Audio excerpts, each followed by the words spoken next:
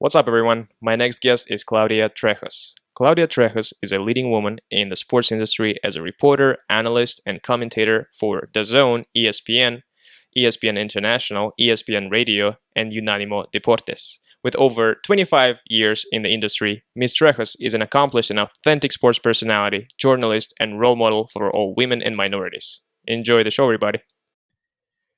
Claudia Trejos, how's it going? Doing very well, Azizi. How are you?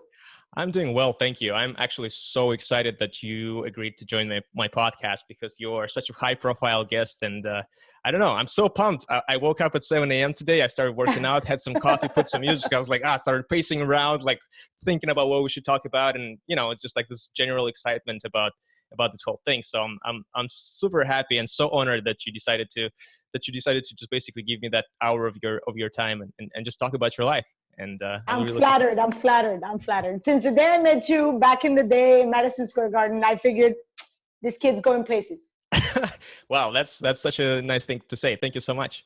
So, Claudia, talk to me a little bit about yourself, because the first time I saw you was on DAZN. I downloaded the app and started watching the fights, and I saw that you were interviewing the fighters. You're just going.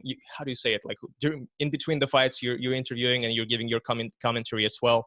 And I was like, wow, who is this lady? She has so much energy, and I was so surprised because it looked like you handled it so well, like so professionally, like so great, but I'd never seen you before.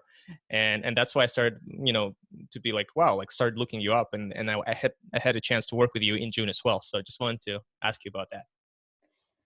Well, that's a very deep and interesting question, and it's how much time do we have? We have all the time. So the reason why you hadn't seen me is because most of my career has been in the Hispanic media.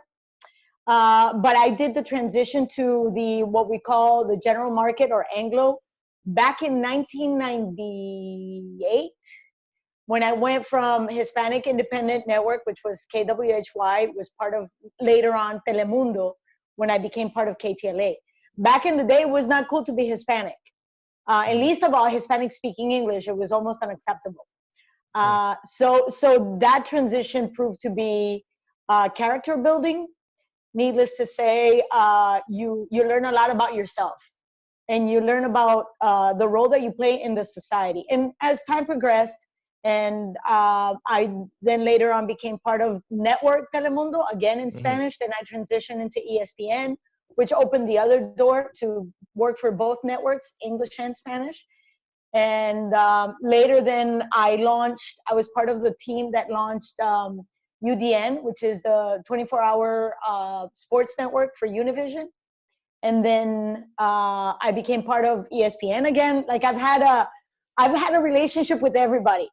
Right. But your generation, which of course is more related to the digital platform, gets to see me for the first time on DAZN. Why? Because it's digital and it goes across the world, and it hits a completely different demographics. It's from 18 to 35. And I've been in the business for 30 years. So most of your generation has never seen me because platforms, that's it. The difference and I've been blessed enough that I've had a chance to go from regular standard TV to HD to radio, and now to digital. Right. And I just want to clarify, I don't think like people my generation haven't seen you. I think it's just me personally, because I don't speak Spanish, and that's why I haven't seen you. But I saw the videos on YouTube of you, like on ESPN and Deportes and Univision, and it has so many views. So I mean, obviously you're famous. It's just like if I could speak Spanish as fluently, that wouldn't be the problem for me. But yeah, how did you know that you would like to be in the media? Was it more of like, how did you try this first? So like, do you decide I'd like to be on the radio or I'd like to be on TV? Was this sort of like a weird coincidence that you became in the media? How did that happen? Very much a weird coincidence. Back in 1990, when I first landed in Los Angeles, I had a completely different plan. I was hoping to make it into medical school and become a doctor. And as time progressed, I had to make a living. So I was offered an opportunity to work as a grip. At the time, it was called Prime Ticket, a very small network that as time progressed, it became what we all know now as Fox. What is a But grip? at the grip, oh, well, a grip is that one person that's behind the cameraman carrying the cables. Oh, wow. Okay. Because you don't want them to trip. So I was usually that person dressed in black behind the cameraman, you know, making sure the cables are rolled.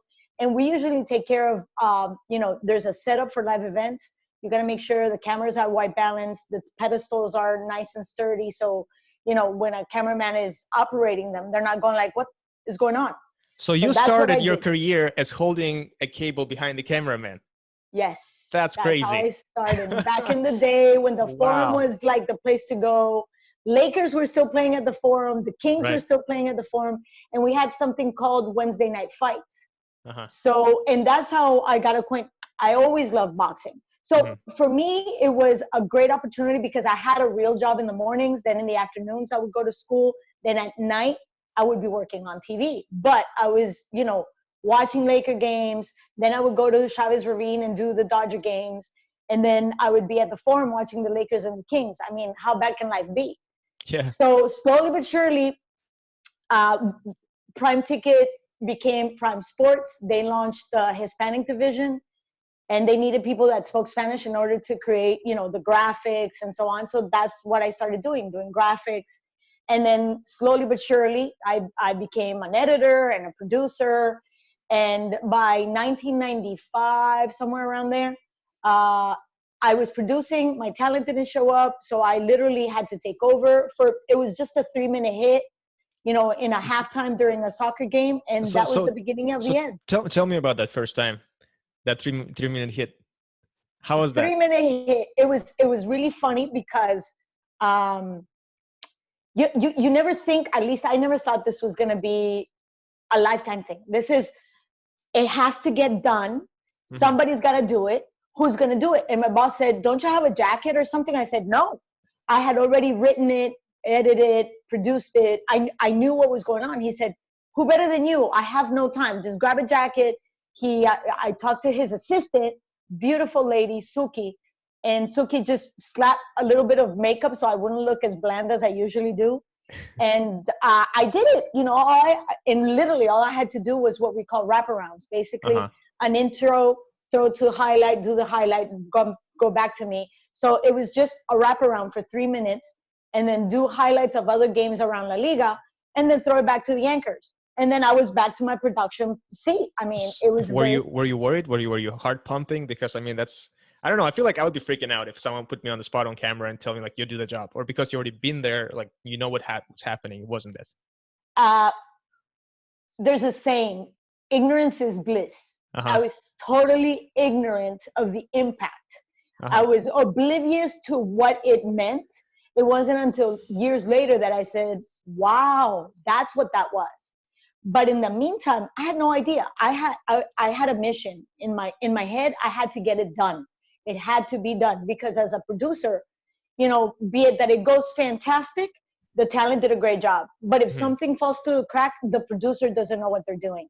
And at that point in time, I had already spent all morning cutting highlights, you know, writing down notes that there was no way my work was not going to be on air. So I was just whoever was presenting it was not the issue. It needed to be presented. So I didn't think about that until later, until somebody said, so you didn't do it half bad. How would you like to? And I literally sat there thinking, oh, no, you're not. This is not my job. This is not what I do. I'm a medical student. I'm going to be a doctor. And one thing led to another. 30 years later, here we are talking about my career as a sports anchor, commentator, host, whatever you want to call it. Do you still have that recording of your first time? The 3-minute episode? Oh my God, no. I hope not. No. I have this thing. I don't look at myself. Okay. I don't listen to myself. So really? I know I have recordings, very old recordings. They're on like 3/4, which is a format that I hope and pray you've never had to deal with. We would edit tape to tape, 1/4 of an inch. I did 1/2 inch. I've gone back. So no, I hope not. Plus it would be detrimental to my health to see the quality of my job and then the quality of the video, oh, it'd be horrendous. Horrible. No, it's so weird to see videos like prior to 2012. You know, when the whole HD like took over 2011. Before that, it's just like, oh my God, did we really spend all much time living and watching this sort of quality TV where it's just not HD and it just ultimately I looks like it's 70s or something? Well, yeah, it was. I mean, and that's why I like I said, I feel so blessed because I've gone reel to reel. I've edited reel to reel. Mm-hmm. And then from editing that, going to nonlinear, it was just phenomenal. As a producer, I'm like, oh my God, this is great. There's no crash edit. We don't have to pre-black. We don't have to do anything. Like my office literally is my laptop. Mm-hmm.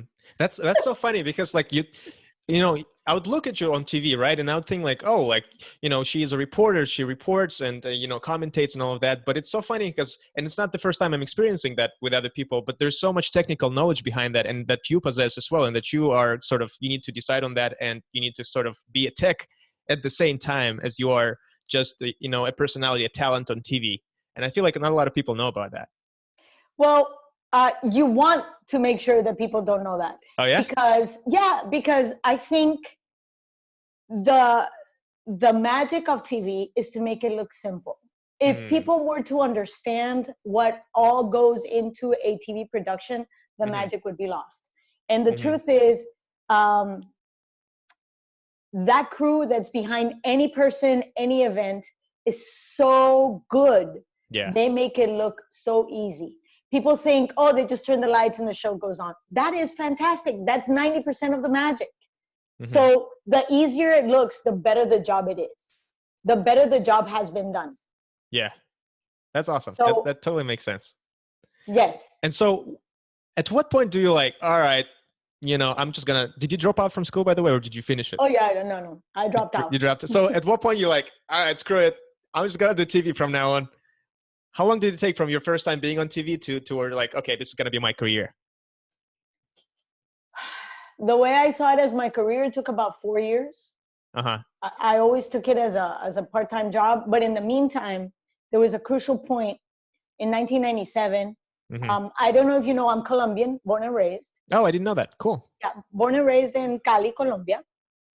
And unfortunately, my mother and my dad were helping me out to go to school and support myself. And obviously, I supported as much as I could.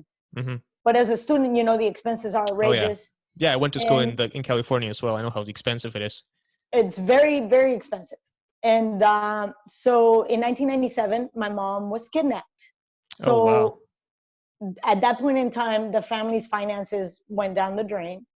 And due to the risky situation that we were living back home, my sister was living with me and her son, my nephew. So I had to make a decision. Either I let this boat sink or I put my big girl panties on and I move on. Now, becoming a doctor was always a dream, but it was just that. I had a reality that I had to deal with right then and there, and it was to support my sister and my nephew, support myself. And I was given an opportunity to make decent living, doing something that came easy to me, thank God, or that the opportunity presented to me. So I had to make that decision, and I did. And I never looked back. I don't regret it. Now, do I read a lot of medical journals? Yes. Oh. Do I keep abreast with a lot of the, especially, you know, like in sports medicine? Yes. I love it. It's very interesting to me, and it baffles me. And my respects out to all those men and women that work so hard at keeping us healthy, especially in this moment with the pandemic. Absolutely.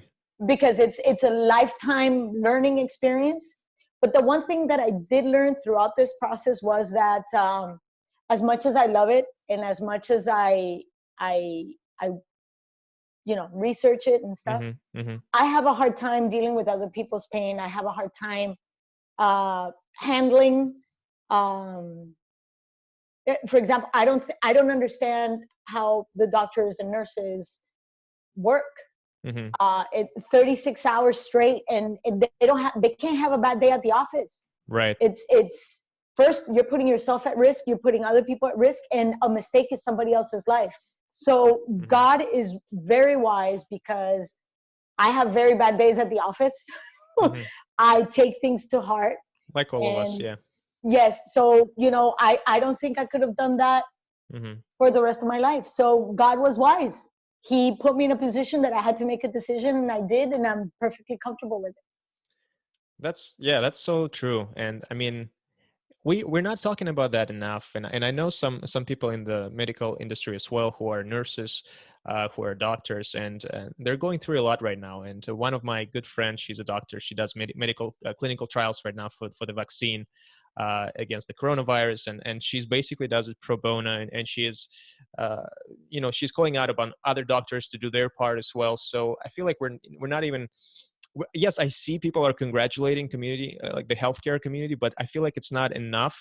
And when all this hopefully settles, we really need to um, basically rethink everything and how we treat people, and especially nurses at the, like, not even nurses, but even the people who are caring for older people, Yes. because right now I feel like it's going to increase and it's going to put so much pressure on everyone, especially because right now what I'm reading is what they will probably end up doing is to tell all the older folks to stay in their places, in basically in their houses or in homes, or whatever, so that they're not at risk, so that they're still can, so that they're not exposed to anything. And I feel like that mentally going to be very hard, not just on the older folks, but also on the people who are caring for them, either it's family or any caring people as well.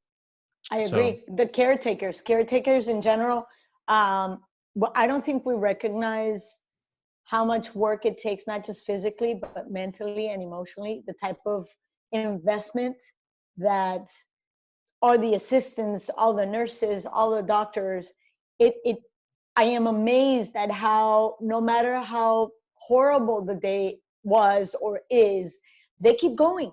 right. Those caretakers, a lot of our, third age people, most probably have nowhere to go.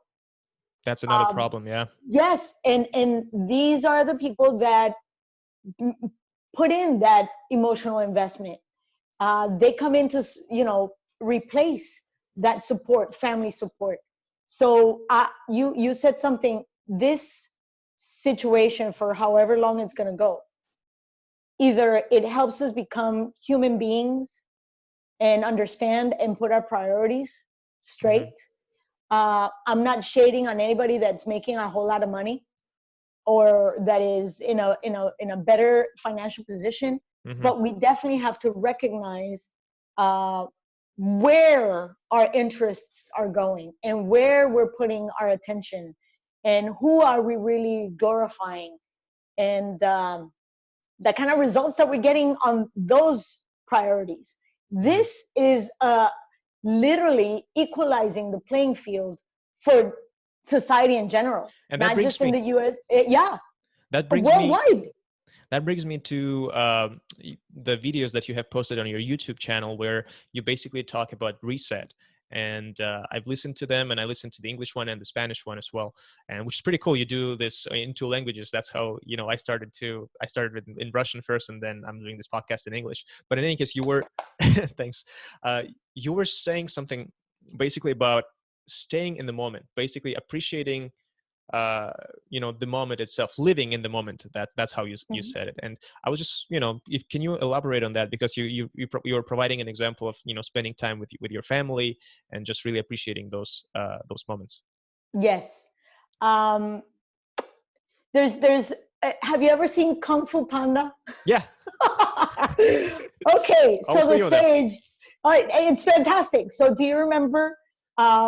Obviously, it's not originally from the movie, but it was implemented there to show kids. And I think nowadays those animated movies are more for adults than for children. Yeah. So when the master is teaching Kung Fu Panda, that he says the past is gone, the future is uncertain, the present is a gift.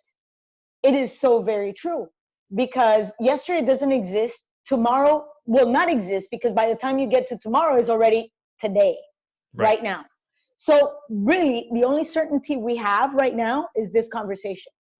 And if I don't appreciate this time, it's going to be long gone. It's just as simple as that, really. So whatever argument where you have, whatever good moment you have, whatever painful moment you have, um, you're meant to live that as is. Don't try to fix it. Don't regret it. Don't begrudge it. Whatever you're experiencing right now is a lesson to be learned. And this is why. Whatever pain you have is to teach you something about yourself. Whatever happiness you have is meant to be shared. It's that simple. Whatever pain that you've come through in your own self, because nobody will instill the pain in you. The pain comes from within you. So that's going to help you heal whatever is inside you. So don't begrudge that moment. Just allow it to sit, allow it to be, and grow. That's why it's very important in this pandemic. There's a very important lesson that I've learned, and God knows at 51, you wonder how many more lessons do I have to go? And I assume that there's many more. I hope so. Patience. So I was having a conversation with a very spiritual person, and I said, dude, really? Like, I asked for patience because this confinement really rubs people in so many ways, good ways, bad ways. And I said, I'm trying to be patient. And he said something very important. You are given the opportunity to exercise your patience. How do you like them apples? Yeah. I mean, that's something that, and you know how you sort of, that's the thing that I feel like everyone should really focus on, is that when you're hearing something like this, you're like, yeah, living in the moment. Like, people say this a lot, like, but at the same time, now it's time to reflect, because we don't have anything else to do. We have to live in the moment, and, we have to appreciate the little things, like right now, the fact that I can talk to you, and with people around the world and around the United States, that's just such a blessing as well. The fact that, we can just be with our families, or the fact that some people are really suffering right now, but some people are not. Yes. And hopefully you are one of those who is not suffering, and your family is not suffering. So it's what I said in my previous podcast: just call everyone that you feel who are close to you, your family especially, and especially your friends, and just talk to them. And you'd be surprised, because some of them would be super happy that you called, because maybe they don't have enough courage to do the call. They don't want to be, how our generation right now, they don't want to be sound weird. They don't want to be weird. They don't want to be noisy. But if you have that courage to just, hey, like, text or call and say, like, hey, what's up, man? How's it going? How's that pandemic for you? And that's just going to be, it's just going to be a nice feeling, for both of, for both of us as well. Yes. But it's something. I totally agree, and I applaud the fact that you're willing to recognize courage. For some reason, we've gotten to a point where we're so afraid to just be you and reach out. Yeah, and but at the same time, it's, for me, it's always been a problem to live in the moment. I would always think about the future, always, because as you said, future was so uncertain, and I'm the kind of guy who needs to know the future so that I can control it, so that so it can be like in my control. And because I don't know what the future is, especially if I'm on the verge of some sort of a move, that's where I'm always freaking out, and I want to make sure that it's just like my thoughts are occupied with that, and I'm not happy, and I'm not being in the moment, and I'm not appreciating what I have so far. But what the funniest part is, then I look back and I was like, damn, I had such a good life. I was living in such a good place, and I had all these people around me, and all I done is thinking about the future. So it's definitely something to consider right now, to seriously think about. Well, let's start with the fact that control is an illusion. There is no such thing as control. We're living it right now. True. But I can understand, because not just you, in general, we are taught from a very young age, you got to go to school because you got to have a good career, and you got to do this, and you got to do that, and you got to do that. I understand that. That's how we were raised. Mm-hmm. And in your case, very typical with your accounting business, with who you are, the way your brain works. But that's one of the most important lessons. The truth is, control is an illusion. You can control, the only thing you can control is your mind and your thoughts. And it's as difficult as either waking up in the morning, which is thank God, in our case, very easy. We just open our eyes and we were awake. Or Mhm. as complicated as quantum physics. Yeah. Meaning, it depends on how deep you want to go into it. Mhm. And I love this sentence. It is what it is. Mhm. It's true. As it's as simple as that. It is what it is. And you take it as is. And the reason why I can relate to you in so many ways is because I was raised thinking you have to go to school, you have to get a good career, because you have to make a good living, because you have to study something that's going to support you for the rest of your life. And in that road, I had so many detours that now I am blessed that I had all those turns, and I made a lot of left turns. I could be making a left turn right now, Mhm. but it is what it is. And uh, I am now at a point where I I allow myself to live the moment. But it's exercise again. It's okay, hold on a second. Why am I thinking about something that's going to happen in a month from now? Mhm. Well, we don't even know what's going to happen a month from now. I remember people telling me, oh, this is going to blow over, the pandemic, 2 weeks, and we're going to. Right. Really? We're in April now, and this started back in November. Mhm. And now they're And saying, the lockdown's going to be until the end of May, and who knows what's going to happen then. so, again, control is just an illusion. And the Mhm. only thing we can do is hope and pray that we can wake up, open our eyes, and say, hey, good morning, Yeah, and be absolutely. thankful for it. Absolutely. And that's what I'm hearing lately, is that more and more people are paying attention to things like relaxation, mindfulness, and meditation. Um, do you meditate, by the way? Yes, every How do you morning. how do you meditate? Because here's what I think about meditation, right? Well, like the stereotype, you need to sit in the lotus position and close your eyes and hum something and just like make sure that you make sure that your mind is closed. But then I'm kind of trying to look into it, and I'm listening to other people who are basically business people, very stressful jobs. They're like, no, meditation is not it's not necessarily you sitting down and trying to not think about them something. uh, I think I just listened to audiobook by Bob Iger. He's the CEO of Disney, and he said that Oh, I know Bob Iger. you know him personally? Well, of course, he's my ESPN, boss. right, right. Yes. Oh, that's so cool. Yeah, just read his book. Super cool, super inspiring. And he said that he meditates. I don't know word for word. So, but he said like when he's at the gym and he's running, that's when his thoughts are free. Like that's it's his own personal time, and for his mind, it's his personal space when he's not occupied with all the outside thoughts. Well, I'm not as transcendental as that.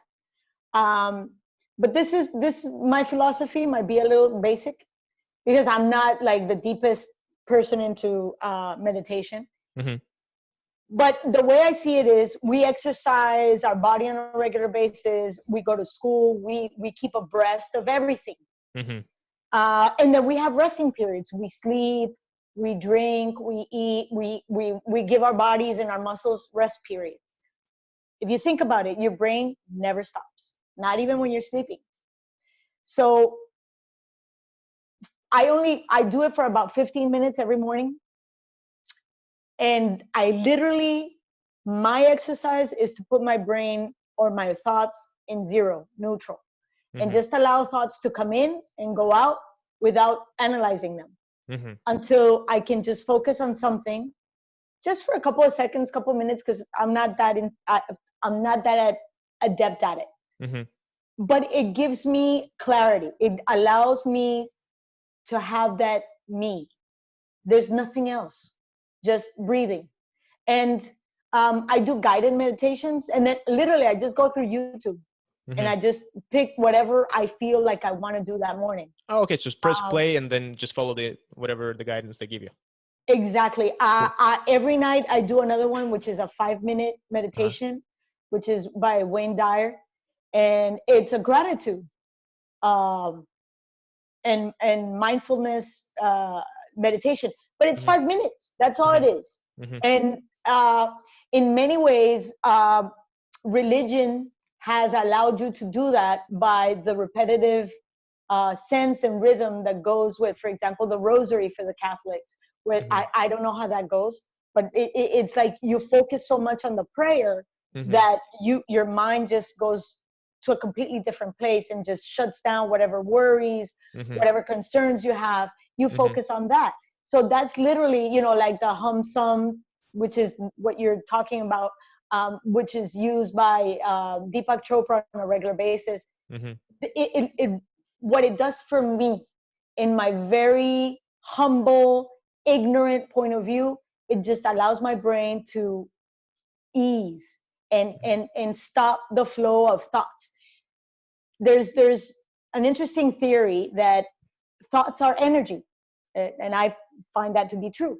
So the more energy you put into your thoughts, the more you materialize those thoughts. So in order to rewind the tape and just allow you to be right here for that very small space of moment is just that 5 minutes worth of meditation.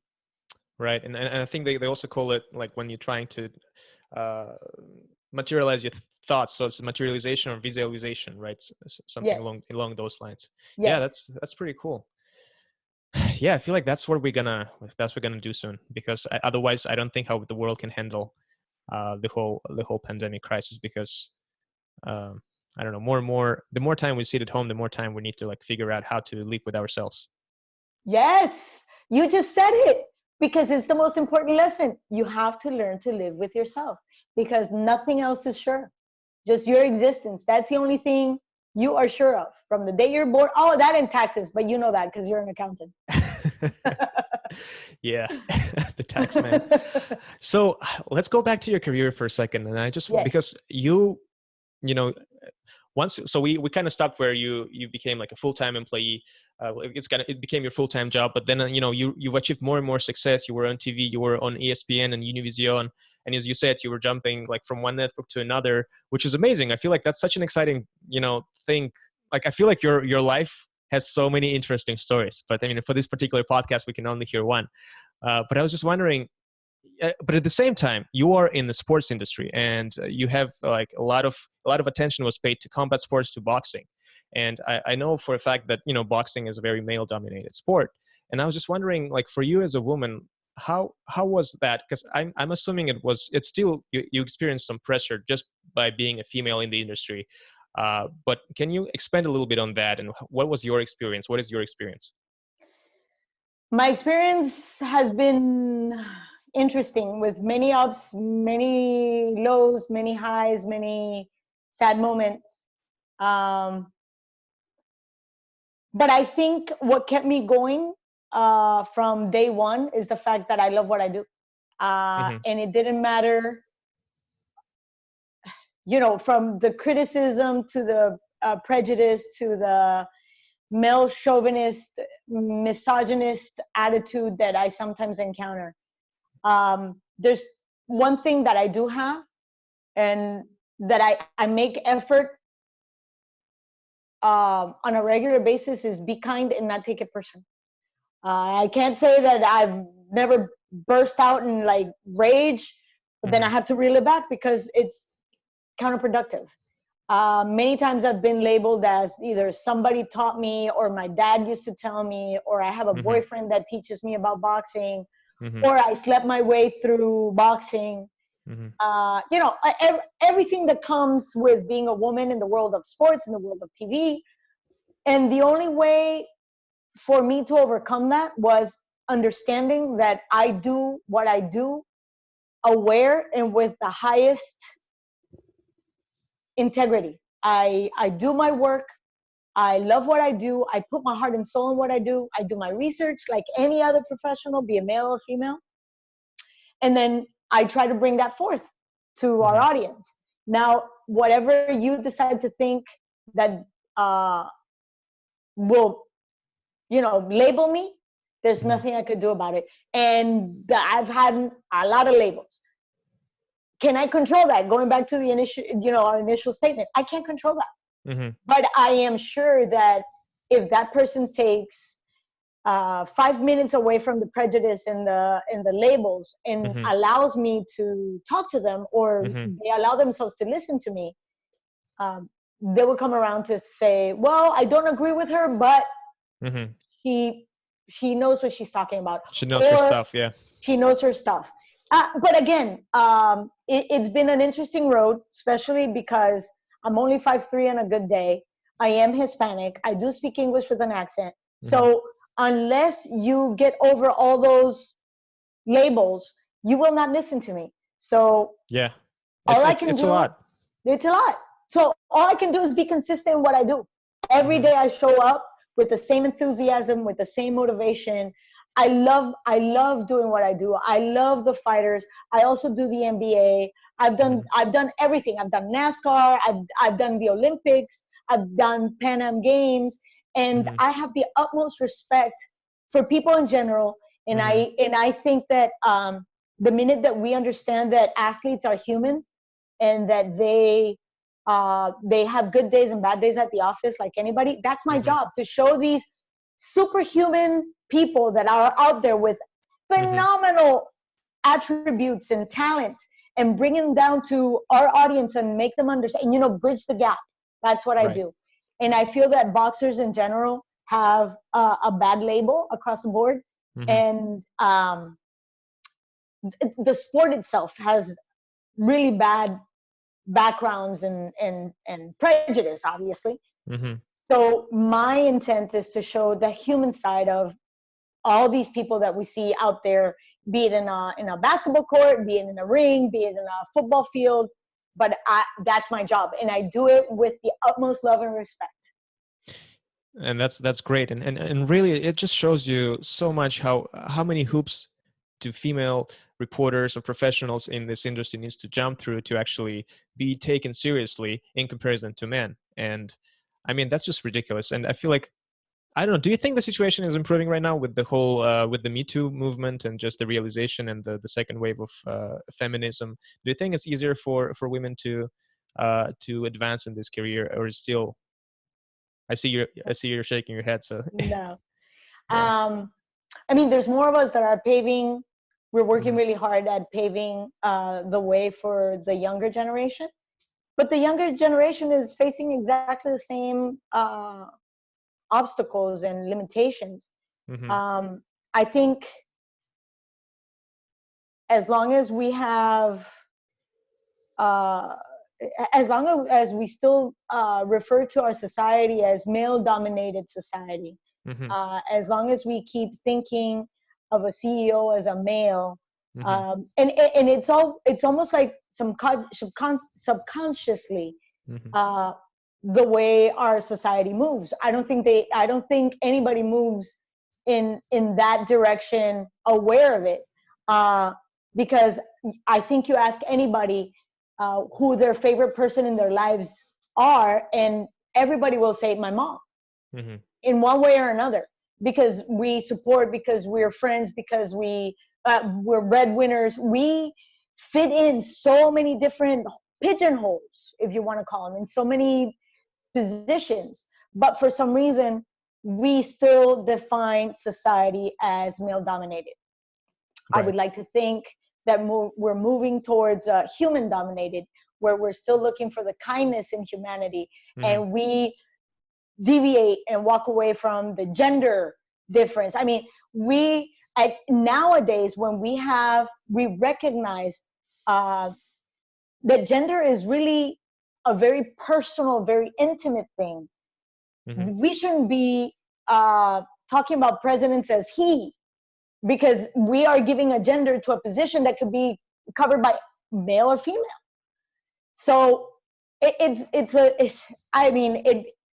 goes so deep, and it's so deeply ingrained in our society. That, are we making strides? Yes. Has it been easier? Maybe just a tad. Will it be easier? Eventually. I'm not going to say my generation is going to reap the benefits of that. No. But are we looking forward to a new generation that will come and be just judged on their abilities and their know-hows and expertise and work ethic? I'm looking forward to that. That's true, and honestly, I think this is great that such great professional women like you, women professionals, are on TV. I would like to believe that you are an example to maybe some young girl who wants to be on TV as well, who wants to be a professional, and she sees you, doing your job, doing it so outstandingly, knowing your stuff, as you said. It's just, I think that's a great example, and you can be a great lead for that, a mentor, I would say. I would hope so. I'm starting with my daughter, and God knows that has been a challenge. But and moreover, in order for there to be that synergy between mentor and mentee, the mentee or the student has to be ready for the professor to show up. Mm-hmm. And more, I see young ladies understanding that this is an opportunity too. They can do it too, because for many years, women did not see this as a possibility. Mm-hmm. So at least if the biggest stride is the fact that, like you said, there's more and more ladies going into communications and journalism and, the platforms, different platforms, social media, that see sports as, I like sports. I like it too. And I understand it, and I'm willing to impart my own opinion and knowledge, but it's looked upon as a possibility. Whereas years ago, what? No way. Yeah. No way. Exactly. That's great. Well, let's talk about your current, basically. Let's talk about DAZN, because right now we all see you on DAZN so much, and it's something that was a sort of a transition for you as well. Well, first of all, it is now sort of an English-speaking medium for you. Yes. Is that because I was doing some research, and I was trying to find some videos prior where you would speak English, and you only were on the Spanish-speaking media, and is DAZN your first English-speaking job? No, DAZN is not my first English speaking job. Back in 19... Which sounds kind of weird. I'm sorry if I didn't phrase it well. No, that's okay. I understood. Yeah. No, my first English speaking gig was back in 1998 at KTLA. I was the weekend sports anchor. Uh-huh. And then as I went to ESPN, they would allow me to do English reports, here and there. And then where else? Well, as I worked with Telemundo, because Telemundo and NBC are one, I would translate for Telemundo, for NBC, covering the Olympics. What else? I've done First Take in English. I've done a few sports centers in English, and but this would be the one position after KTLA that requires me to only speak English, which is funny. It's very complicated, especially when we have the translations from Spanish to English, because as you know, most fighters and trainers and promoters, and they know me, and they know what I've been doing for the last 30 years. So they find it so odd that I have a translator. I've seen you. Yeah, sometimes you would actually just translate for them yourself while you're asking them questions. Yes. But DAZN allows me to just keep my position as a reporter and not be the translator. Which, thank you, DAZN. But it's not a burden to me. But it's very bizarre for me, because I've done it back and forth for years. Like I've formulated the question in English, then I translate it, then I translate back. But I understand that it's time consuming. I mean, there's so much production behind it that obviously they feel more comfortable having somebody just doing it right then and there off mic. Like you do it for me all the time. But that was difficult. That was really difficult, because a lot of times we use local translators, and perhaps they're not very well acquainted with the boxing jargon.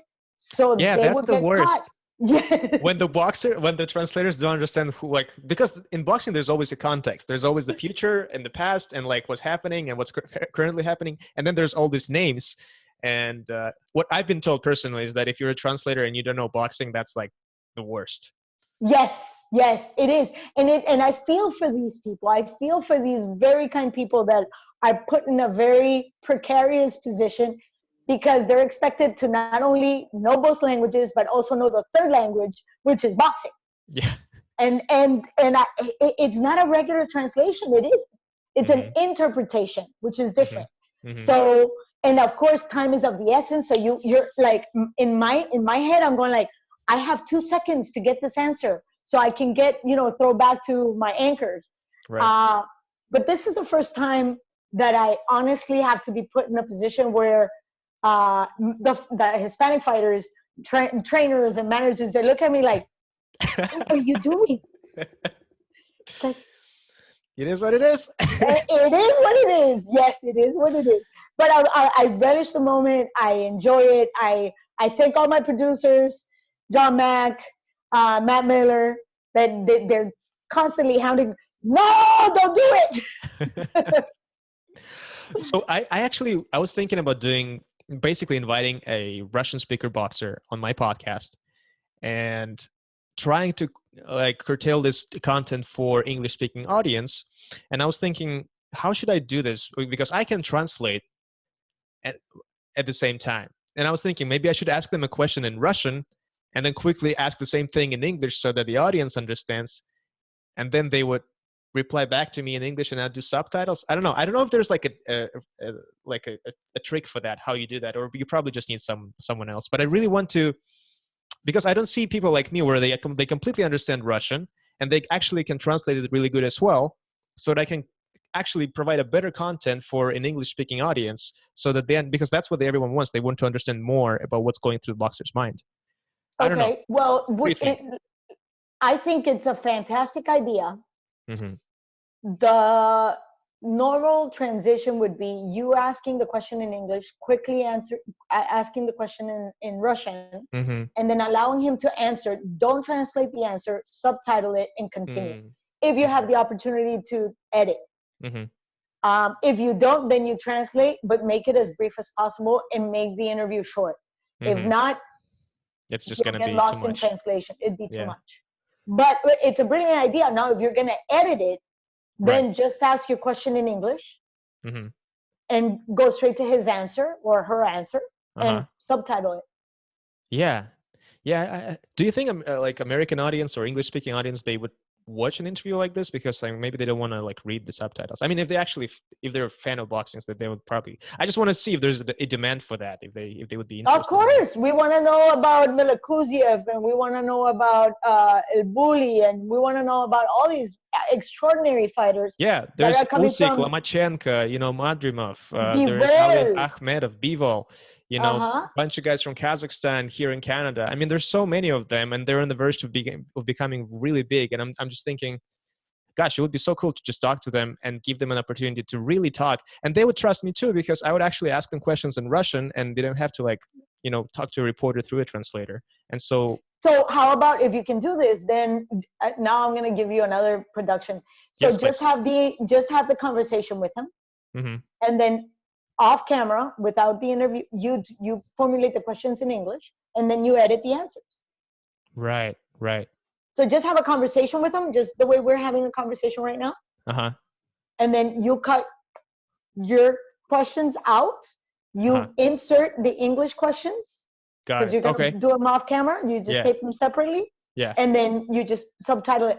I don't like the voiceover. A lot of people like the voiceover. Yeah. But from my standpoint, I like to hear the cadence in people's voices. I like to hear the emotional tone that comes when they speak. So subtitles for me allow me to see you and understand what's going on. But in general, the interviews that need to be translated need to be shorter. Okay. But that gives you double content, because you can have the conversation and do a Russian distribution, right. Or you can do the English version with your questions in English and the subtitles. Got it. I want to try that. I'm gonna get in touch with some people, and maybe we'll make this happen. Oh, you know what? I love Milakuziev. I think he's awesome. I think Bivol brings in a whole lot of interesting subjects, because he's so poker face. Speaking, he just actually gave an interview to Eddie. Well, he was speaking to Eddie Hearn, and he was giving some bits on Instagram. His English is improving so much right now. He's becoming very, very fluent in it. So from all the boxers, actually, he's the best in English right now. From all the Russian speakers. But he understands. He understands that in order for him to, and now that he's walking into the heavyweights, where we have Deontay Wilder, AJ, and obviously the big guy Tyson Fury. In order for him to really establish his name in America, because let's face it, you could be Kubra Pulev and you could be an Olympian and a crazy whatever. Yeah. But if you don't speak English, America is where we create those stars. Yeah. So you got to speak English. And that's basically, and I've been talking to my previous guests about that as well. And that's always fascinated me because I've been around Russian speaking boxers for a couple of years now. And yeah, you're like, how do you make this boxer TV friendly for an American audience, when they don't speak English? And it all goes back to language. You have to learn English. You have to somehow adapt this boxer so that he can promote himself or herself without speaking much English. It's like a huge challenge. How do you, because there's so many people right now from Eastern Europe, and Central Asia coming to America basically to achieve that success in boxing because they see what other people are doing here. But then they understand like, okay, being a great athlete, unfortunately, is not enough in professional boxing. You have to be a good TV. You have to provide entertainment, and you have to make sure that the audience is associating themselves with you and with your experiences. And it's so hard to translate, no pun intended, personality. To translate personality, exactly. So yeah, that's a huge challenge, and I'm constantly thinking about that and how can we improve that. And when I translate for a boxer, I actually which some people make fun of me, but a lot of people actually like it. I actually put some passion as well. When they say something, I say it with passion because I also understand what it entails and what context it has with the with the future and the past. Just to make sure that and Russian is such a cold language. There's no emotion when you speak in Russian. It's depends, but in general, it's a colder language. And Bivol right now, he's speaking good English, but he's speaking English how he would speak Russian. And I'm talking American English, especially American English, because American English is all very happy-go-lucky, very showman in comparison to British or New Zealand or something. So it's a huge challenge, but yeah, there's those little things you need to improve. Yeah, but you know what? I think the passion comes through, and I'm going to give you an example. Referencing to the lack of language, Gennady took a long time to feel comfortable doing interviews and allowing people to question him in English. And for him to respond, even though he understood most of what was being asked, he chose not to answer because he felt uncomfortable. The same thing goes for Canelo. But what's the difference between Canelo and Gennady Golovkin? Canelo has made a brand out of the way he looks. Mm-hmm. And out of the way, almost his introversion became his personality. Mm-hmm. The lack of speaking became his personality. His very mm-hmm. curt, very controlled MO became mm-hmm. his personality. Mm-hmm. Gennady, on the other hand, made the fact that he wanted to appeal to the Mexicans. So, coming out with the Mexican sombrero and stuff, that was part of his personality, regardless of the fact that his English was not up to par, and obviously his Spanish is not there. Mm-hmm. But then we look at somebody like Floyd Mayweather, whose mouth became his persona. Right. His trash talking became his persona. Mm-hmm. And then we have the complete opposite, which is Tyson Fury. Tyson mm-hmm. Fury is all about personality, even though he can. I love how Tyson Fury does it. How he provides the showmanship. It's just so incredible. I love it. And his Instagram live videos, just he's so cool. Extraordinary. But we come around these people once in 100. Yeah. We haven't had that since Floyd. Mm-hmm. And before Floyd, it took a long time. Those stars, I don't think.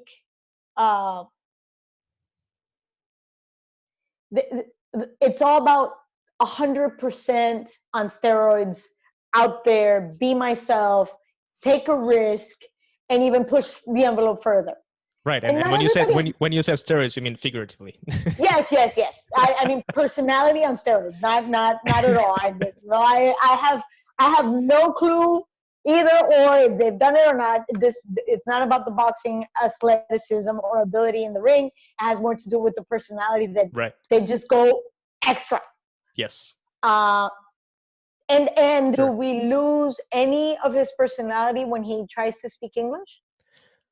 Of course. I mean, and and it's like with everyone, you know, when you're trying to convey something and it's not in your language, you're pretty much relying, if especially there's two things, right? Once you're trying to speak in the language that is not your own, and you are, you know, not fluent in this, you know, so that you can actually express your emotions or your thoughts. That's one thing. And of course, you usually you would not be able to completely convey what you're trying to say, what you're thinking. And another thing is, if you're with a translator, you have to really rely on the way the translator says certain things.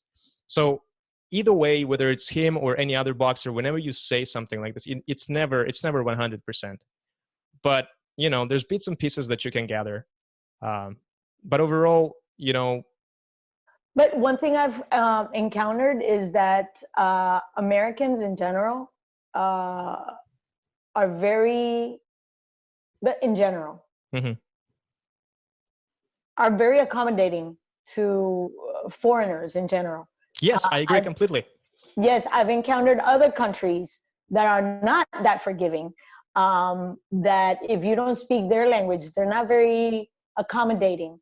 I think America, for the most part, on my personal experience, are very grateful to the fact that we as foreigners try to speak their language, Yeah. and are very forgiving if we make grammar mistakes, if we, in general.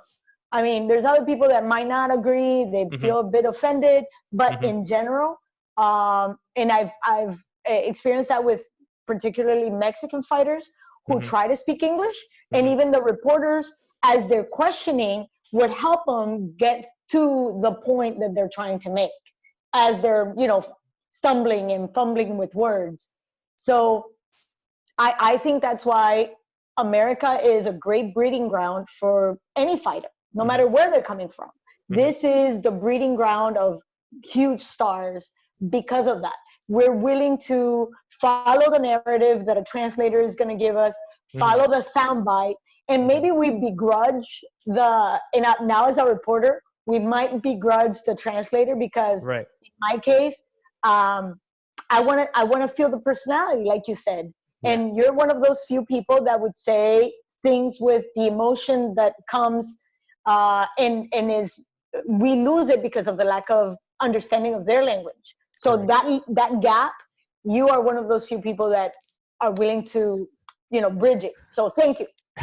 Thanks. I don't know how we made this podcast about me now, but I appreciate that. And yes, I completely agree that America is very, you know, like a loving country in terms of they're forgiving. They love to hear, you know, you do mistakes, and that's what I actually said so many times to different boxers, like, yo, like, just say it, man. Like, don't worry about it. Just say it with the mistake.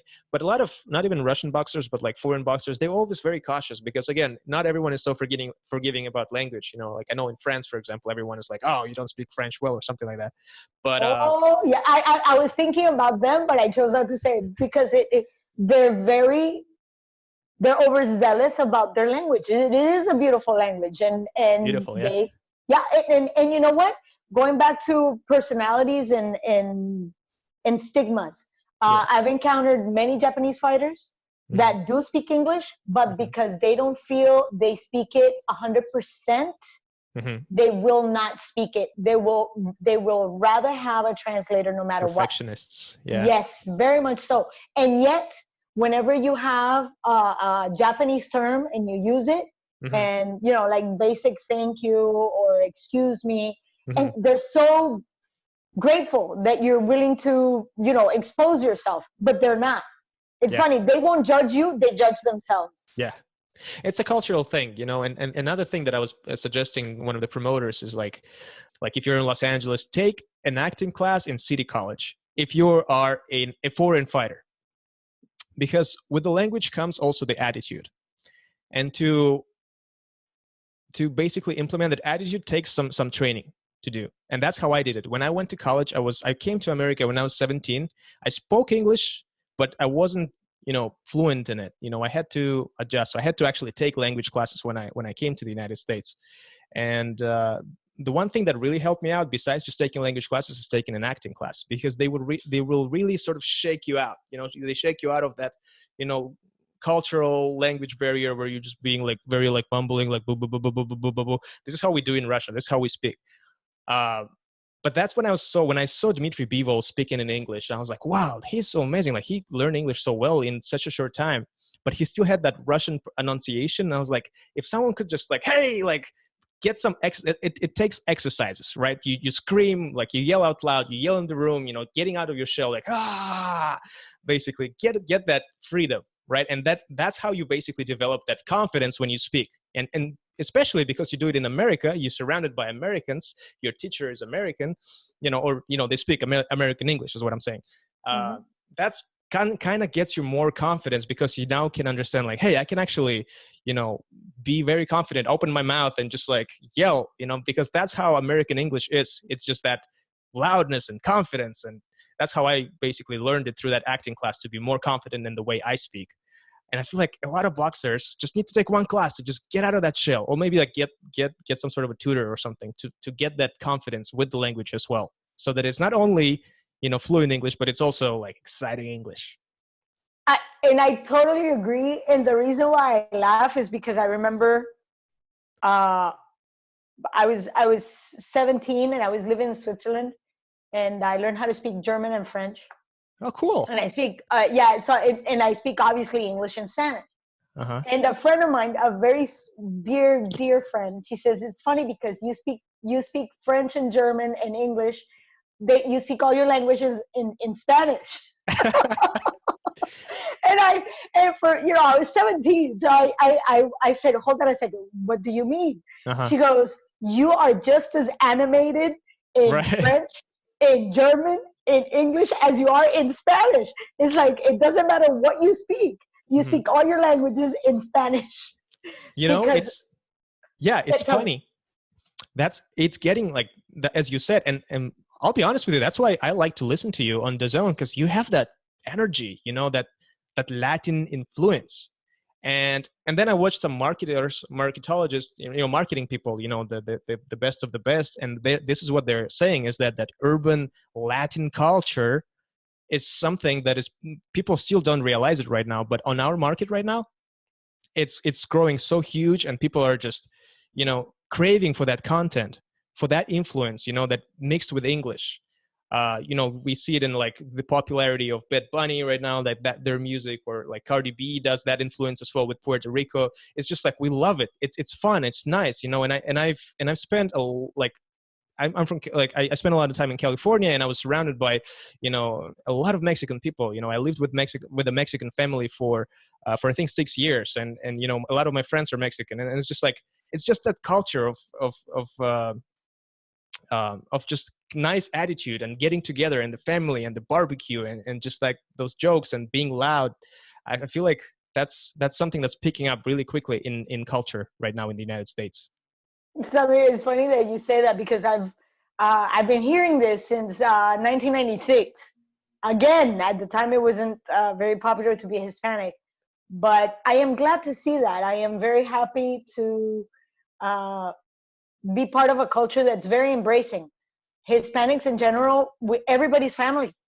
We have a saying, where 2 people eat, you can have 8. You just add more water to the soup. Everybody fits in one bed, because that's how we were raised. It's like, we're all for one and one for all. Right. It's very embracing. The Hispanic culture is happy, is faithful. Well, yeah, loyal. We're friends till death do us part. Everybody is, if you're not a cousin, you're a cousin to a cousin, so that makes you cousin anyway. I love my people. My people, we are happy, we are giving, we are hardworking, and I think I think that's a great reflection of humanity. We try to be kind, we try to be fair. But like in everything, we have our downs and we have our faults. We're loud, but in a good way. Yeah. Being in Canada right now, I really miss that culture, especially the Mexican culture, because, it's just, it's with the food, with the music, just with basically the attitude and the people. That's something that Canada is lacking in that sense. Like they like that that party attitude, that positivity. And I mean, I love Canada. It's great, but that's something that I miss from California, is that Latin culture.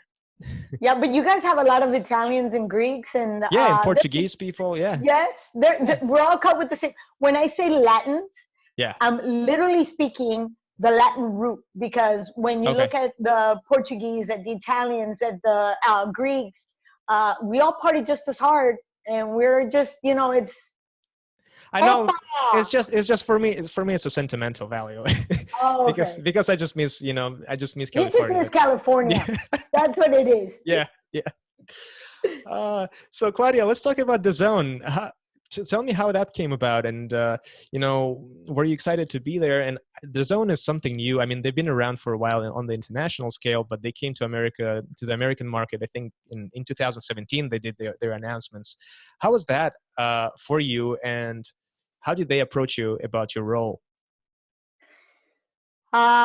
I was fortunate enough to work with a gentleman by the name of Jason Bowers. I worked with him at Showtime. I helped him do a few interviews, among them a great interview with Miguel Cotto,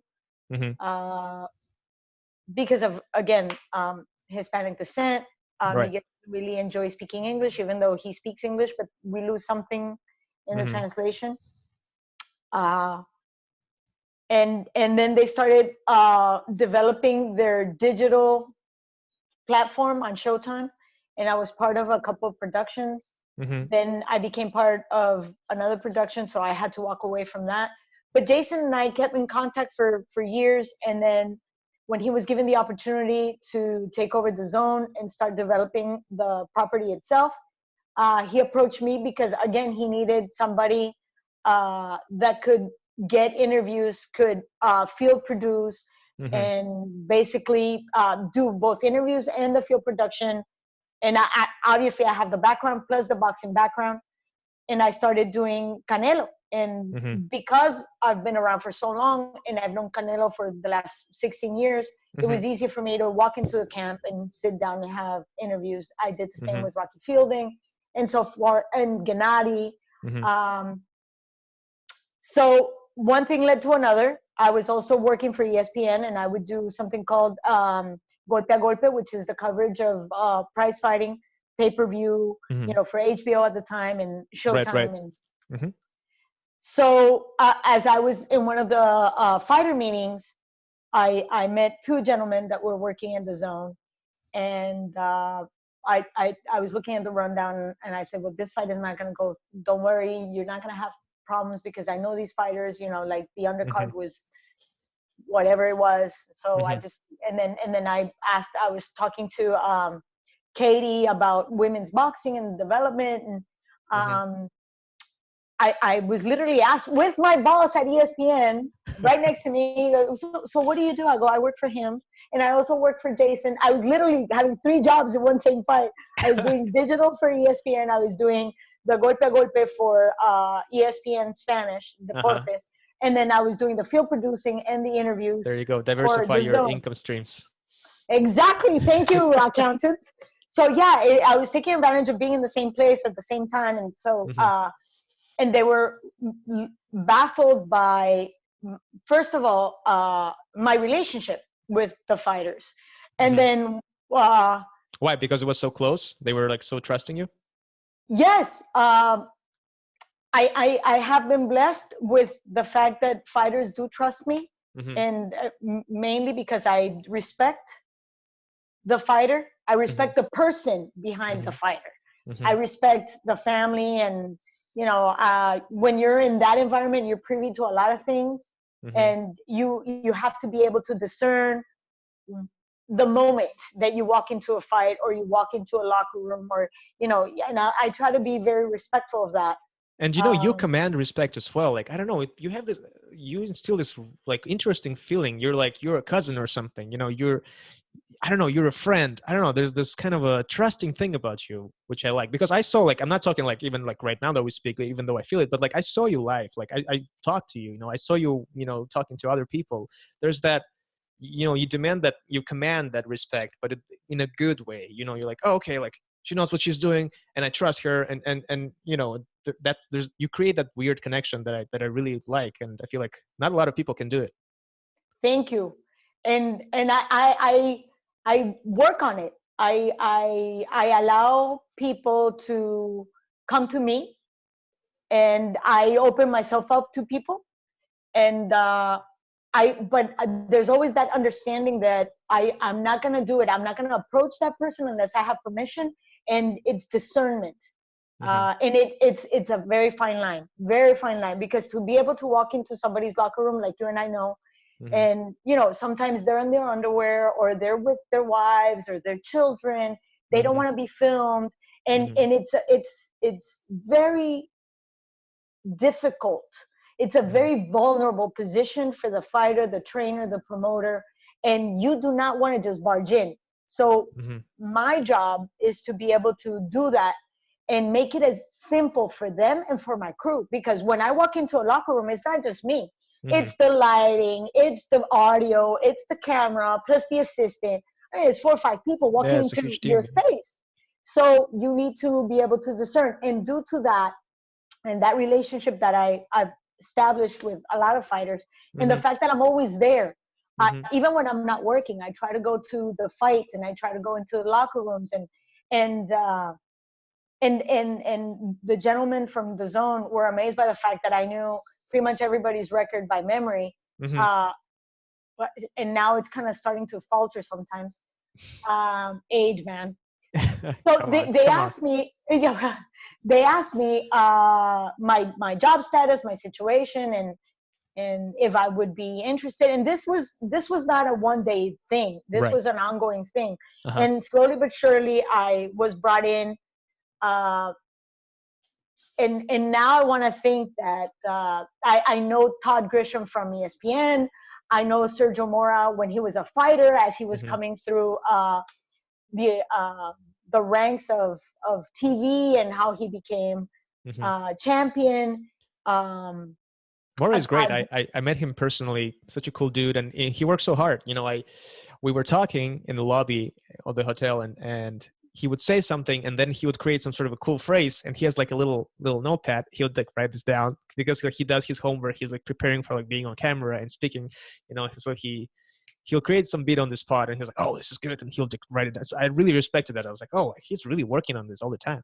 All the time. His work ethic is unparalleled, and the same goes as he was a fighter. Yeah. His work ethic was unparalleled, and he is perhaps honest. He wears his heart in his sleeve, and I adore that about him. What you see is what you get, inside the ring, outside the ring, on camera, off camera.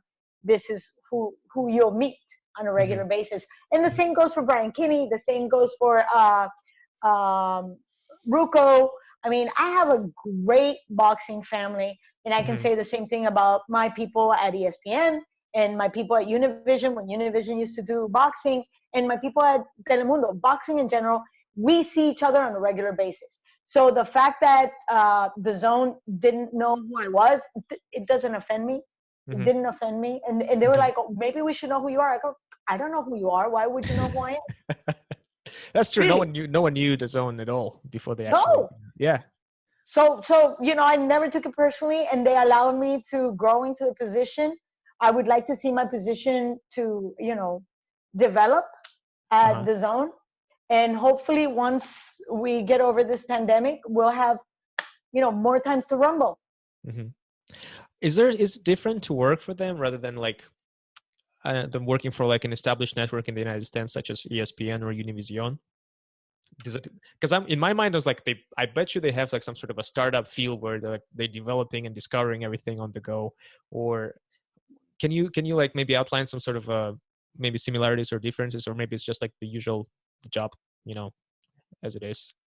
Well, the advantage that networks like ESPN and specifically Univision is broadcast, ESPN is cable, and then the DAZN is digital. So we're looking at 3 completely different animals. True. At the end, it's boxing is boxing is boxing.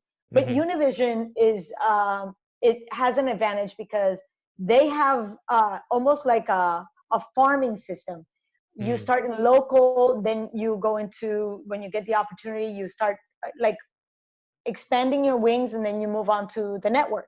Meaning you start as a reporter in the local, then you move on into like the beat writer for whatever, or beat reporter for boxing, NBA, and Major League Baseball. And then slowly but surely you make your way into being an anchor. Then you become a reporter anchor for the network, and then you move on to the network. That would be like the progression. ESPN has a very similar farm system, because though we do have headquarters in Bristol, there's a main office in Los Angeles, there's another one in New York, we have another one in Mexico, and there's another one in Argentina, and smaller bureaus in different countries. So now we're not just looking at the American market, we're looking at a global market. Right. And you kind of just work your way into your own credibility, your own branding. I mean, we talk about certain names that mean the guy to go to for hockey, baseball, NFL, boxing. You have those people, and those are honed through the system at ESPN. And then they get used on TV, broadcast, cable, international, because a lot of the program gets broadcasted in, South Pacific Rim, England, Spain, you name it, Argentina, Mexico, and so on and so forth. The zone is the zone is the zone, meaning there is no farming system. So by the time that you're there, and especially in America, the zone is now becoming the house for boxing. You should be, at this point in time, the person you go to learn something about boxing. The talent they've brought in Ryan Rucco, Brian Kinney, Sergio Mora, Todd, these people have deep roots in the sport for obvious reasons. We also have Sugar Ray Leonard, and then in the Hispanic market we have, just to name a few, Romero. We also have Jorge, and these are people that are less known because of the environment, but because we work in the Anglo market. But we've had the likes of Jesse Vargas as a commentator, and obviously people that are well recognized in both the Hispanic and the Anglo market. But since they don't have that farming system, they rely on their talent for credibility. So there's no leeway for somebody to show up and not carry their weight. Right. And there's no opportunity for like start somewhere, locally, and then grew into something like more sophisticated, and then becoming like on the going to the huge screen right away. So they rely on the professionalism right away. But I think it's because of the position that the zone is in right now. Time takes care of everything. Time will eventually allow the established talent to be able to just be that, and then create different talents and different lines of content through a honing system for your talent. You'll have, the way I see it is, you can't be covering a training camp in Bulgaria and England and the US and Mexico when you only have one reporter. So you're going to have those local reporters go into those camps, do the interviews, and those will become the go-to guys when I want to talk about AJ, when I want to talk about Deontay Wilder, when I'm going to talk about Tyson Fury. It will eventually evolve into that. Yeah, that makes sense. Because the content, the necessity for the content is there. So speaking about necessity of the content, I'm just thinking, like, right now we are all in pandemic, we are secluded to our own places, and there's not much content out there, especially on networks and all sports networks, because all the sports are de facto canceled.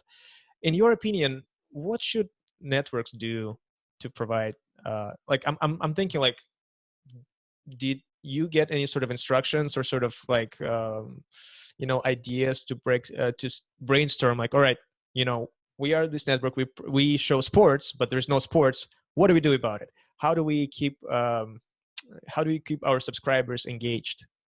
Oof.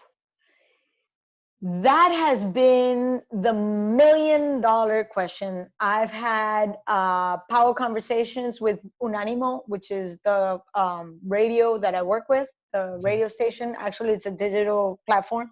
And I've had conversations with ESPN where they've invited the talent to bring in ideas, and that's how the CT Talks series was my idea, and just because I'm using this opportunity where nobody's going anywhere to literally call, hey, what's up? How you doing? Let's talk. Let's chat. That's what literally. I do right now. Exactly. Because guess what? This is a time that nobody's doing anything. Nobody's going anywhere. So if you get entertained, even better. Yeah. So this is the opportunity that we can go into deep conversations that would open doors to know that person a little bit better. Or know things about that person that we didn't fathom. And that's my goal right now with you, such as my guest, to sort of do a deep dive in you and your personality and career. Well, thank you for picking me. And that's because I'm trying to provide that valuable content, and I feel like you're a TV personality and you have an interesting background, and that would be a great entertainment for everyone, and also a learning experience. Exactly. So that's what networks are doing now. ESPN is using their ESPN Classics Vault, and we're watching games and fights and older fights. Exactly. But ESPN, ABC, they obviously have that advantage where they have a deep vault. So people like Oscar De La Hoya that owns his own fights and his own content has given that to the DAZN. Due to the contract. So we have opportunities to watch, like Oscar against Fernando Vargas, Oscar against Tito Trinidad, Oscar against Macho Camacho, and they're trying to benefit on that. And that's how you retain the audience right now, because obviously we don't have much activity, except that China just opened its doors and they're doing baseball. Okay. There's, I think, Belarus has its regular soccer league. Belarus, they don't care. I think they just outlawed the coronavirus altogether. No, but I'm not kidding. Like, okay, so I didn't confirm that information, but as far as I'm told by my friends in the news, the president of Belarus said, like, we're just not gonna care. We're not gonna stop working because of coronavirus. So they're like a weird separate case. I don't understand. It's like they put the walls and nothing is affecting them because, I follow the interactive map with Johns Hopkins, and that part of the world is like no dots, zero dots. Well, yeah, that's probably because they're just not reporting anything at all. They're just like, They're not even testing for that. I'm going to test for that. But what I was wondering is if okay, the executives thinking like, oh, like this is something new. We weren't prepared for this. Let's get our producers in the room, have a sit down and brainstorm, because we don't know when this is going to end. And in my mind, I would imagine this table, like round table, and some sort of the main person would say like, hey, like, any ideas? Come on. It's the new age. It's the entertainment. We're in digital. We cannot do physical sports, but we have bloggers, YouTubers, content, because esports. Exactly. Esports. Cause I see that. Yes. So like all those things, I wonder if like, they're like, okay, like, because it's so uncertain, we have to have a plan for how to keep the viewers engaged and how to keep them watching. Like, I don't know. Do you think because I'm speculating, does that happen at all, or how does this happen? Of course, except we don't sit in a room anymore. It's all video conference. That's true. So it's like a little Zoom chat. Like Zoom, yes. Yes, literally. At this point in time, I know a lot of executive producers and CPs, what we call coordinating producers, are sitting around trying to figure out, where are we? What do we have? And how are we going to make this work to bring it here? So I'm telling you right now, we're delving into esports, the gamers in general. And how do we include our commentators? As a matter of fact, I don't know if you saw the new series where they had, old timers, veterans facing. Is that the EWBSS? Yes. World Boxing Super Series. And there's like, you see like Ali versus Tyson. Exactly. Yeah, that was awesome. Exactly. I loved it. I loved it too. And we had commentators doing that. So, so that is an option that people are looking at. My good friend Eric Mays, he works in a company that is developing tournaments. Oh, cool. Yes, and oddly enough, The gamers are not really even playing sports, which is, they're not playing basketball, they're not playing well, Playing Call of actually Duty. FIFA, Call of Duty, Yeah. exactly, and Fortnite. Yeah. They're having tournaments for Fortnite. You can't imagine how much money is in Fortnite right now, and like the Oh, yeah, prizes are yeah. in millions. It's crazy. A 13-year-old made $5 million. Oh my God, just ridiculous. But that's the day and age we're living. Yeah, and thank God for that, because when we have a shutdown in the industry across the board, so unemployment is in the rise. The money's got to go somewhere. So be it to a 13-year-old or a 45-year-old or a 60-year-old, if they're a gamer and they're gonna be, let me put it this way: a 13-year-old that's spending so much time in front of a computer playing a game and not doing much, might as well make money. Yeah. And keep whoever is involved in that entertained. So we're killing two birds with one shot. Exactly. We have all this population right now just gaming and gaming and gaming, and so. Yes. And I'll tell you, like, a lot of people love watching gaming streams, just watching how other people play games. And did you know that there's gamer houses? No, what is it? Okay, so exactly what you just said. So they have a whole bunch of, however many people in one house, and it's like gamer fantasy world. They can play anything everywhere, and it's live streamed, and then they stream their game with somebody, let's say in Miami, and they're playing with somebody in Taiwan, and it's being streamed on their computer and on the house. It's like a Big Brother gamer version. Nice. Wow, that's extreme, but that's another way of making money. So they're streaming the tournament as being watched within the house, and streaming the tournament on the computer, and they follow whoever's in that game. And obviously whoever loses, it's like, I guess, simple elimination. You get kicked out of the house. Yeah, well, yeah, exactly. You That's lose, awesome. you're done. No, seriously, this is just the beginning. I'm seeing a lot of brands buying the rights to like stream Call of Duty, or like investing in Call of Duty game itself, or the platforms, Yeah, so I feel like that'd be a great way to, fill that spots with contents like this, because people would love to watch it. In other things, I was thinking, take like a boxer right now, I don't know, Canelo, and I don't know if he plays like PlayStation or whatever, but like let him play something and stream on Twitch. I would watch that. Or like exactly. Or like actually play Mortal Kombat, Canelo versus some other fighter, and just like see who's winning. Like I'd watch that thing like all day long. Which is exactly what my friend Eric Mays is doing with his own company. He's bringing in, high profile people, especially athletes, and have them play.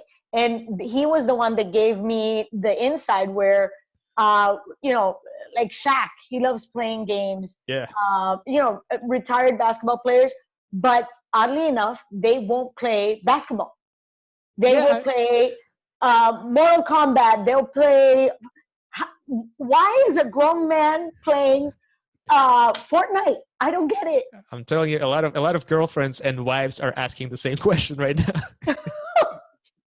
I don't get it. I really don't get it. But it's amazing to see. It's the competition. I feel like it's that competitiveness.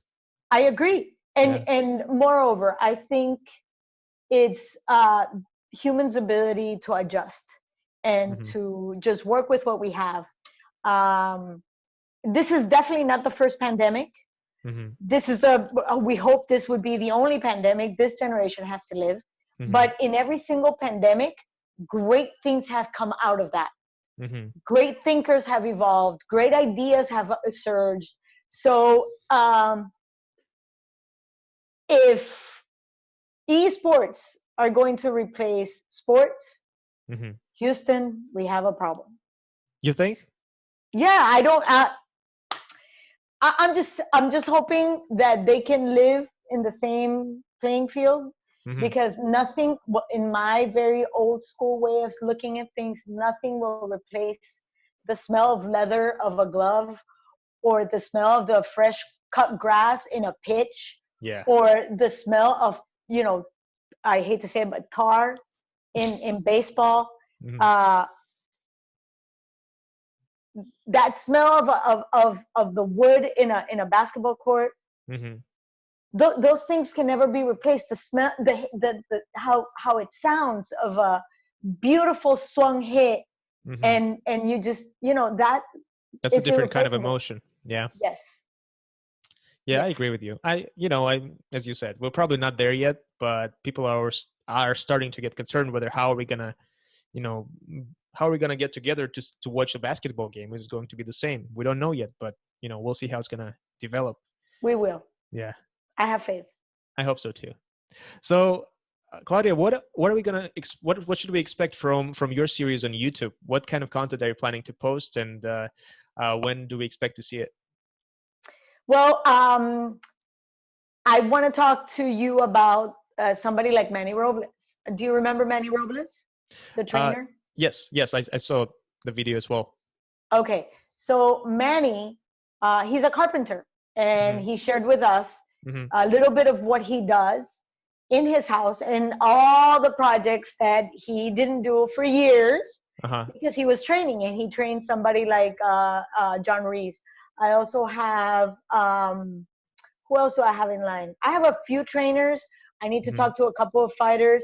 Hmm. Jonathan Banks, who Oh, you know nice. very Yeah, well. yeah, great guy. Yeah, great guy, and a very soulful gentleman who's a very, um, oddly enough, as a fighter Uh-huh. and as a trainer. As a fighter, he was brutal, heavyweight brutal, trained Right. by Emmanuel Stewart, the one Stewart, and yeah. only. And as a trainer, he's grueling, but he knows how to mold his fighters, and he knows how to adjust to the fighters of the needs of the fighters. Hmm. But he's a very soft-kinded person, and I don't think many people get a chance to see that. Very, very spiritual too. Um, so Wow, that's so cool.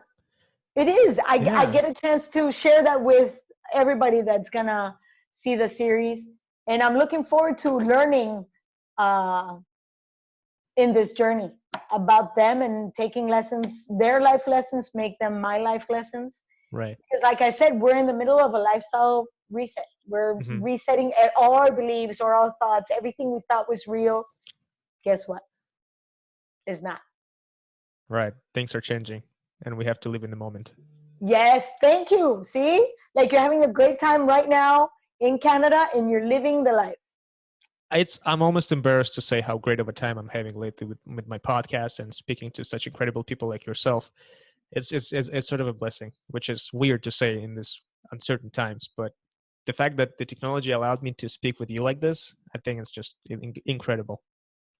Enhorabuena. That means congratulations. And you should enjoy every minute of it because you know what? You've worked hard for it. Thank you so much, Claudia. You're Claudia, very welcome. how can people find you? Where can they go to find more information about you? You can find me on Instagram. You can find me on Twitter. You can find me on Facebook. I think I need to make that public. Mhm. And YouTube, my YouTube channel. I'm in the process of putting my website together.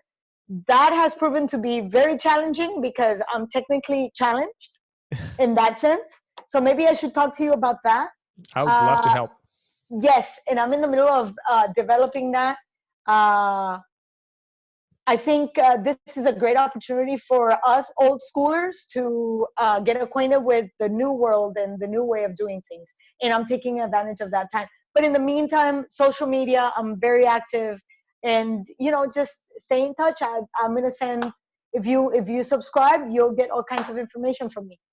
Definitely subscribe to Claudia Trejos on every social platform that you can find her on.